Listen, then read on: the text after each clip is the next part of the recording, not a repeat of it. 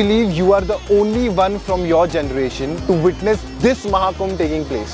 क्योंकि ये 144 साल बाद फिर से आया है और इसी के साथ आए हैं इसको महान बनाने वाले 13 अखाड़े। हाय, मैं हूँ धवल ठाकुर और मैं हूँ स्मृति आनंद सिंह और आज बात करेंगे हम इन्हीं अखाड़ों के बारे में। ये सिर्फ स्पिरिचुअल ग्रुप्स नहीं, एक एंशिएंट लेगेसी है। हर अखाड़े की अपनी एक अलग फिलॉसफी, अपने रिचुअल्स और एक अलग पहचान।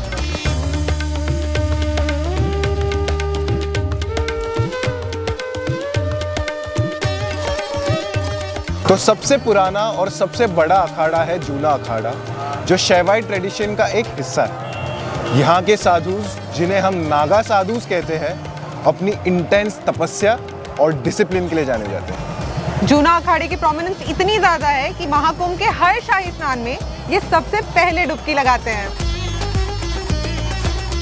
गुरु जी, तो मुझे सबसे पहले जानना है, जो यंगर जनरेशन है, हमारा मोटिव है कि उनको अखाड़े के बारे में हम अवेयर कराएं।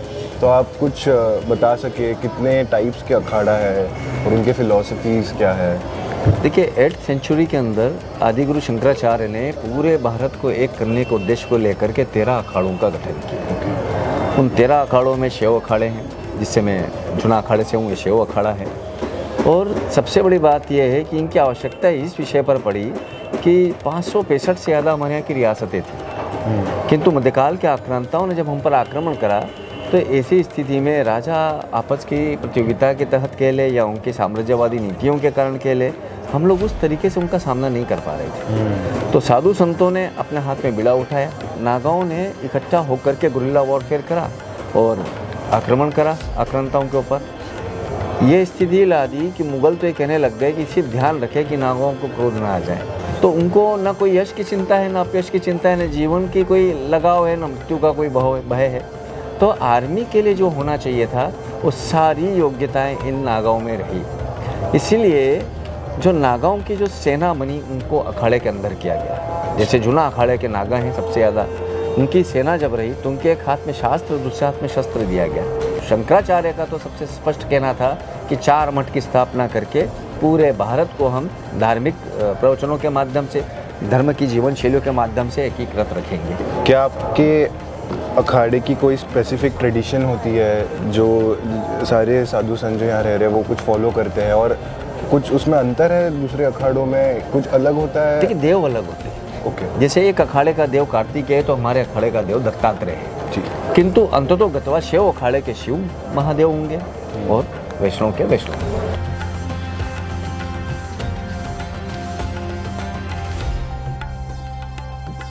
हम आप हमारा जीवन नहीं जी रहे हैं। हमारे गुरु ने सिखाया, बेटा जो ध्यान योग आप कर रहे हैं वो देश कल्याण के लिए, समाज कल्याण के लिए, विश्व कल्याण के लिए। तो हमारा संकल्प यही होता है, आज जो भी हम कार्य, आध्यात्मिक कार्य कर रहे हैं उसमें हमारा संकल्प देश हित के लिए होता है, विश्व कल्याण के लिए। तो बस ये प्रार्थना है सबसे, आप लोग महाकुंभ के संगम में डुबकी लगाएं और प्रार्थना करें, संकल्प लें कि हमारा देश सुरक्षित हो, हमारा समाज सुरक्षित हो और हमारा विश्व सुरक्षित हो, पूरे विश्व का कल्याण हो, पूरी मानव जाति का कल्याण हो। नमो नारायण।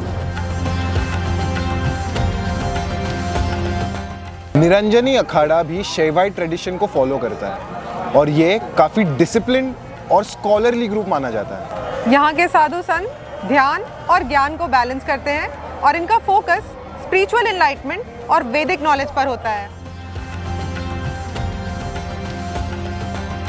हम लोगों ने बहुत सारे कुंभ किए हैं, कुंभ हर 3 साल बाद करते हैं, परंतु ऐसी भव्यता और ऐसी दिव्यता हर कुंभ में नहीं होती। इस कुंभ की और विशेषता क्या है कि जैसे युवा वर्ग, युवा पीढ़ी जो है इस कुंभ के प्रति बहुत समर्पित है, बहुत ज़्यादा उसके अंदर एक खिंचाव है, बहुत ज़्यादा लोगों में आने का भाव है।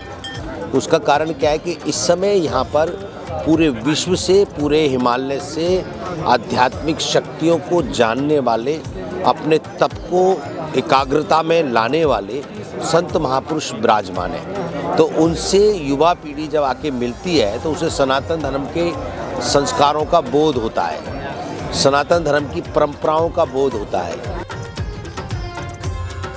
जैसे हम लोग देख रहे हैं कुंभ में काफ़ी सारे अखाड़े लगे हुए हैं, तो इन अखाड़ों का क्या महत्व है कुंभ में? बहुत अच्छा आपने कहा। आपने देखा होगा ये कुंभ किसका, कुंभ अखाड़ों का ही है। और जितने भी आपको संत दिखाई देंगे पूरे विश्व में जितने संत हैं सब अखाड़ों से ही संबंधित है।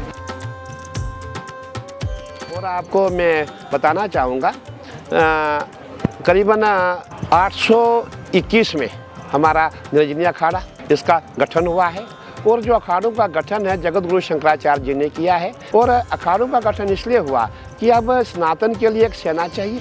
अब उनकी रक्षा कौन करेगा? नागा सेना। अगर आप बिहार में जाएंगे, बिहार में जिस समय आज़ादी की लड़ाई हुई है हमारे पास ऐसे ऐसे मकान, ऐसे ऐसी कोठियाँ, ऐसी ऐसी बिल्डिंगें हैं जो 7-7 मंजिल नीचे है, ज़मींदोज। और जितने भी क्रांतिकारी होते थे वो मट्ठों से ही अपनी जो उनकी जो लड़ाई होती थी मट्ठों से ही चलती थी। जो युवा पीढ़ी है कभी मन भटक जाता है या ऐसे भी है जिनको स्पिरिचुअलिटी के रास्ते पर जाना है, क्यूरियस है काफ़ी जानने के लिए, तो माइंडफुलनेस, थॉटफुलनेस ये कैसे प्रैक्टिस करें हम, या मेडिटेशन कैसे आप हमसे जानना चाहेंगे और सभी यंग जनरेशन जानना चाहेंगे कि हम ये कैसे लाइफ में इंकलकेट कर सकें? जी देखिए, यहाँ पर जो युवा वर्ग आया है वो तो हम लोगों को देख कर के, हमारी परंपराओं को, हमारी दिनचर्या को देख कर के अपने आप में कैसे ध्यान करना है, कैसे मेडिटेशन की जो आपने अभी बात पूछी है, कैसी दिनचर्या होनी चाहिए वो सीख सकता है। दूसरी बात और विशेष ध्यान की है, युवाओं को सबसे पहले हर व्यक्ति को अपना लक्ष्य केंद्रित करना चाहिए। लक्ष्य केंद्रित करने के लिए 3 विषय चाहिए जो यहाँ से उसको मिलेंगे। पहला बुद्धि बल, बिना बुद्धि के व्यक्ति लक्ष्य केंद्रित नहीं कर सकता। दूसरा प्रभावशाली, प्रभाव के बिना लक्ष्य केंद्रित नहीं कर सकता। अगर बहुत बुद्धिशाली है, प्रभावशाली है और यदि आत्मशक्ति नहीं है, जिसको कहते हैं इंग्लिश में कॉन्फिडेंस, आत्मविश्वास, यदि आत्मविश्वास नहीं है तो भी वो लक्ष्यहीन हो जाता है। तो ये 3 शक्तियाँ बाजार में तो बिकती नहीं, कहाँ मिलेंगी? यहाँ के सन्यासी जो शास्त्र युक्त हैं, जिनको शास्त्रों का ज्ञान है, वेदों का ज्ञान है, उन महापुरुषों से मिलकर के उसका विवेक बढ़ रहा है, बुद्धिशाली हो रहा है, विवेकशील हो रहा है। और जब वो उनसे मिल रहा है तो उनके प्रभाव को देख करके वो स्वयं में प्रभावशाली बन रहा है, इम्प्रेशन पावर उसकी मजबूत हो रही है, ठीक है।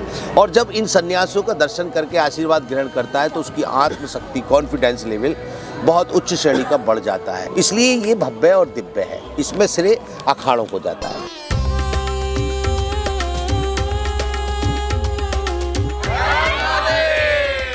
निर्वाणी अखाड़ा भी वैष्णवाइट सेक्ट का एक हिस्सा है। ये विष्णु भक्ति के साथ सिंप्लिसिटी और सेवा पर ध्यान देते हैं। ये पीसफुल और डिवोशनल प्रैक्टिसेस में बिलीव करते हैं। गुरुजी, मैं आपसे जानना चाहूँगा निर्वाणी अखाड़ा, उनके ट्रेडिशंस और आपके कुछ सिद्धांत है, आप क्या प्रीच करते हैं लोगों को? श्री पंचायती अखाड़ा महानिर्वाणी, जिसकी स्थापना हुई थी विक्रमी संवत 805 ईस्वी में, तो अभी चल रहा है 2081, कितने साल हो गया। और इसके इष्ट देवता हैं कपिल भगवान। अखाड़े के 8 सिद्ध महात्माओं को गंगा सागर में भगवान कपिल का साक्षात्कार हुआ, उनके आदेश के बाद ये अखाड़ा स्थापित हुआ। शंकराचार्य भगवान ने जब दिग्विजय अभियान चलाया तो उसमें क्षत्रिय और ब्राह्मणों के कुछ बालकों को उन्होंने भिक्षा में लिया और उनको शस्त्र और शास्त्र की विद्या में निपुण करके संपूर्ण भारतवर्ष को बौद्ध तांत्रिकों के प्रभाव से मुक्त कराया। उसके बाद जो लोग ग्रुप में घूमते थे उन सबको एक जगह इकट्ठा किया। अखंड जो शब्द है हमारा, उससे अपभ्रंश हो गया अखाड़ा बना, क्योंकि उसमें सारी यूनिट्स हैं। मलयुद्ध वाले लोग भी हैं, शस्त्र वाले भी हैं, विद्या अध्ययन करने वाले, वेद का अध्ययन करने वाले, हवन यज्ञ करने वाले, कर्मकांड करने वाले, ज्योतिष वाले, सामाजिक सेवा करने वाले, सारे प्रकल्प अखाड़े के द्वारा चलते हैं। महानिर्वाणी अखाड़े की अलग थोड़ा सा धार्मिक परंपराओं में ये है कि हमारे यहाँ ओपनली धूम्रपान निषेध है। ओके। हाँ, और कुछ चीज़ें ऐसी हैं जो दूसरे अखाड़ों से अलग हैं। जैसे एजुकेशन है हमारे यहाँ, सब साधु लगभग ग्रेजुएट हैं, मतलब पढ़े लिखे हैं, भले वो 5वीं कक्षा, 8वीं, 10वीं PCS अधिकारी भी रहे, ICS IAS लोग भी यहाँ रहे हैं। और जो हमारी गतिविधियाँ हैं सामाजिक आज के समय की, वो ऑल ओवर इंडिया के बाहर USA में भी है, UK में भी है, ऑस्ट्रिया में भी है, उसके बाद जर्मनी में भी है। सबसे पहले महानिर्वाणी अखाड़े ने ही महिला मंडलेश्वर बनाया, गीता भारती जी को, संतोषपुरी, ये सामने उनका कैंप है जी।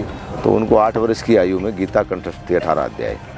डॉक्टर राजेंद्र प्रसाद जब राष्ट्रपति थे यहाँ, तो 1954 में कुंभ में वो आए थे, 1 महीना पूरा कल्पवास उन्होंने किया था एक किले में, और नंगे पैर सब संतों के दर्शन उन्होंने किए।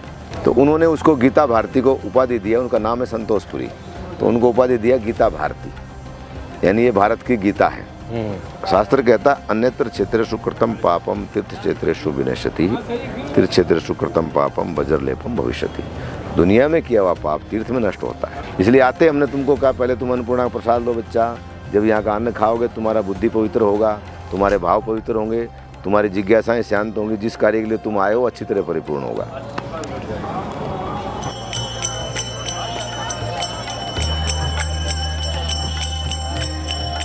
निर्मल अखाड़ा सिखिज्म का पार्ट है जो वैदिक नॉलेज और सिख टीचिंग्स का मिक्स है। यहाँ पे कीर्तन और सेवा को ज़्यादा प्रैक्टिस किया जाता है। यहाँ के साधुओं को नॉलेजेबल और हम्बल माना जाता है।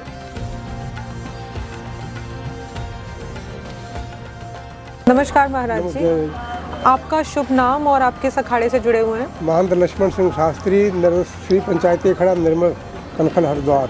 महाकुंभ में अखाड़े क्यों ज़रूरी हैं? अखाड़े एक संस्था है। जो पहले हमारे 7 अखाड़े थे सन्यासियों के, 10 नाम जो उनके 10 पंथ हैं, 10 संप्रदाय सन्यासियों जिनको शंकराचार्य ने चलाया, आदि शंकराचार्य ने, उनके 7 अखाड़े हैं। और बैरागियों के जो है रामानंद जो है जो लोग चलाए, रामानुज, ये सब के 3 अखाड़े उनके हैं। हमारा जो 2 अखाड़े उदासियों के हैं।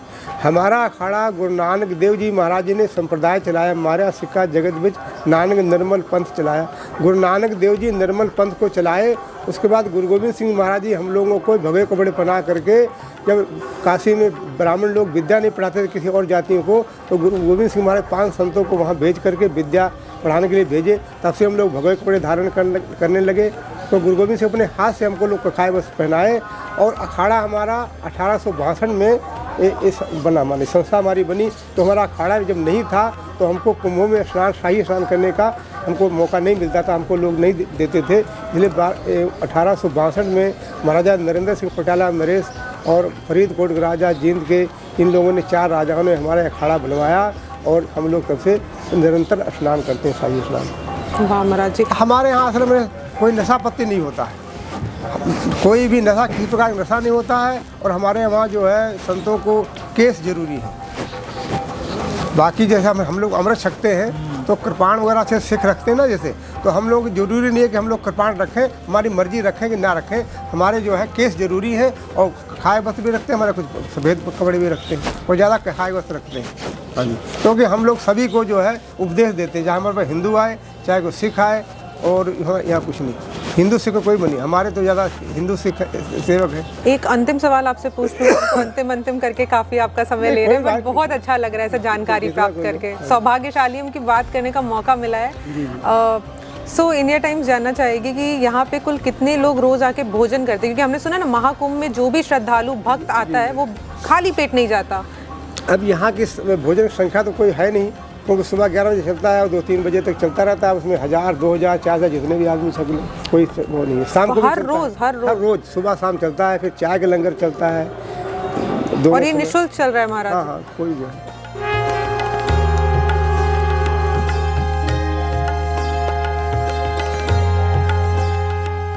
तो ये थे महाकुंभ के अलग अलग अखाड़े जो गंगा के किनारे मिलते हैं, लेकिन अपने अपने रंगों के साथ। और हर अखाड़े की अपनी एक फिलॉसफी, एक थॉट प्रोसेस और एक एनर्जी है, जिसकी वजह से महाकुंभ स्पिरिचुअल के साथ साथ कल्चरल भी बनता है। अगली बार जब आप कुंभ जाएंगे, इन अखाड़ों की स्टोरीज एक्सप्लोर कीजिए और इनके बारे में सोचिए। So this was Dhawal and this was Smriti on India time exclusive coverage of Mahakumbh.